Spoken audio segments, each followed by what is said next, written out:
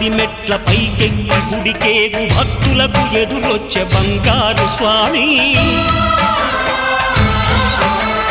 ఇరుముడులు స్పృశించి శుభమనుచు దీవించి జన బృందముల చేరే జగమేలు స్వామి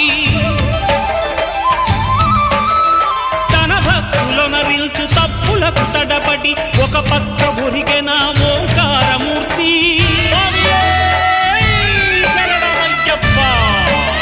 స్వాములందరూ తనకు సాయము కాగా ధీమంతుడై లేచే ఆ కన్య స్వామి